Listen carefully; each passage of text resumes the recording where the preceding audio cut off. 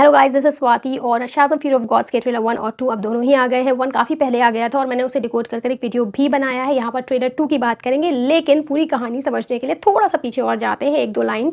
जो first movie में जो काउंसिल ऑफ विज़र्ड का लास्ट विज़र्ड था, उन्होंने बहुत सारी सोलोमन की, एक्लीस की, एटलस की, अलग अलग लोगों की पावर मिलाकर शाज़म को दी, बिली को दी थी और शाज़म बनाया था। शाफ्ट था उसके पास, जो उसने फर्स्ट मूवी के एंड में तोड़ दिया था अपने सारे सिबलिंग्स को सुपर पावर देने के बाद। अब यही शाफ्ट जो है एक एथेंस के म्यूज़ियम में रखा हुआ है और इसी की पूरी कहानी चलेगी। यही शाफ्ट आपको जो विलन्स आने वाली हैं, यानी जो एटलस की डॉटर्स हैं, उनके पास कभी दिखेगा, कभी शाज़म के पास दिखेगा। अच्छा, फर्स्ट ट्रेलर में शाज़म काफ़ी कंफ्यूज दिख रहे थे। उनकी लाइफ का वो फेस चल रहा था जिसमें वो अपने आप को वर्दी नहीं समझ रहे थे इस पावर के, और वो अपने आप को फ्लैश, एक्वामैन और बैटमैन से कंपेयर कर रहे थे। काफ़ी रैंटिंग करते हुए दिख रहे थे। वो काफ़ी फ़नी और लाइट ट्रेलर दिखाया गया था जिसमें एमिनेम का सॉन्ग चल रहा था पीछे, बैकग्राउंड में बिजनेस।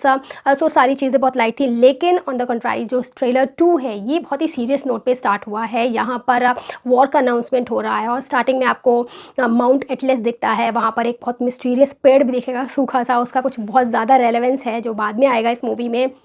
और वहाँ से आती हैं एटलस की एल्डर डॉटर हेस्पेरा, और जो कि रोल प्ले कर रही है हेलेन मिरन, और वो उनके हाथ में शाफ्ट है और एक गोल्डन एप्पल भी है, और जिसे वो स्टेडियम में डालती हैं ज़मीन में, और कुछ रूट्स की तरह, पेड़ की तरह निकलता है, या फिर कुछ लोग सर्पेंट भी कह रहे हैं, कुछ तो निकलता है जो सब कुछ पूरी सिटी डिस्ट्रॉय करता है। अब यहाँ पर जो शाज़म एंड द फैमिली है, जो बाकी सुपर पावर से लैस लोग हैं उनकी फैमिली में, वो सॉन कर चुके हैं फिलाडेल्फिया को प्रोटेक्ट करने के लिए। सो यहाँ पर सारा केओस मचाने के लिए आई है ये। और ये जो एटलस की डॉटर्स हैं, इनके बारे में अगर बात करते हैं तो इनकी मेन 3 डॉटर का अपेयरेंस यहाँ पर होगा।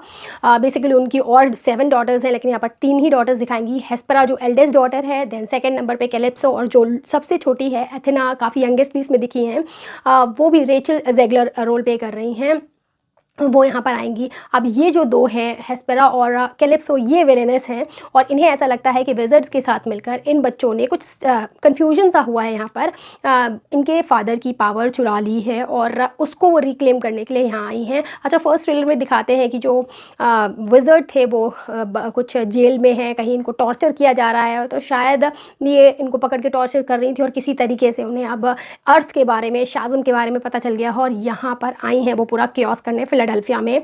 अब ये जो होती हैं डॉटर, ये इनकी एक निम्फ होती हैं, नेचर का मिस्टीरियस सा पावर है इनके पास, और ये डस्क और डॉन की निम्फ कही जाती हैं। ये बहुत ही सुंदर विमेन बनकर रहती हैं और लोगों को ट्रैक करती रहती हैं। इनका मेन काम होता है, जो गोल्डन एप्पल का गार्डन है उसको ये प्रोटेक्ट करती हैं, और उसी गोल्डन एप्पल को लेकर यहाँ पर कुछ लोग उसको इमोर्टैलिटी से रिलेट करते हैं, कुछ लोग उसको वॉर को रोकने के लिए एक मिस्टीरियस एंटिटी मानते हैं। बहुत सारी थेरीज हैं इस एप्पल के राउंड। अब देखते हैं इसमें किस तरीके से ये बिली के वर्ड में, शाज़म के वर्ड में किस तरीके से ये एप्पल फिट होगा।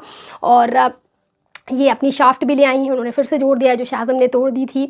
और यहाँ पर एथेना की बात अगर करते हैं तो एथीना आती हैं यहाँ पर, और वो पॉजिटिव रोल में ऐसा लग रहा है दिखेंगी। कुछ लोग ऐसा कयास लगा रहे हैं कि शाज़म की शायद वो लव इंटरेस्ट भी होंगी। एथेना तो काफ़ी बार डीसी में आ चुकी हैं, वो हर्क्यूलिस की मदर कही जाती हैं।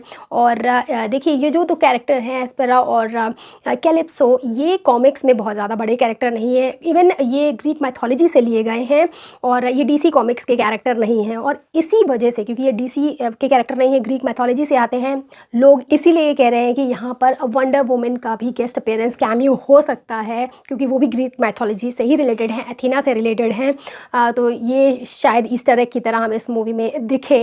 अच्छा, जो दूसरी डॉटर दिखाई गई हैं एटलस की, कैलिप्सो प्लेड बाय लूसी लू, वो जो है उनके बारे में कहा जाता है कि वो आइसोलेटेड आइलैंड पे रहती हैं, और वो भी एक निम्फ है, और उनके अंदर पावर है पॉइजन आइवी नाम के ट्री को बनाने की। अब शायद जो माउंट एटलस पे वो ट्री सूखा हुआ से दिख रहा है, वो पॉइजन आइवी है। पॉइजन आइवी तो बहुत बार आ चुका है और उसका यूज़ भी हुआ है, हर फैंटेसी मूवी में पॉइजन आइवी आ जाता है।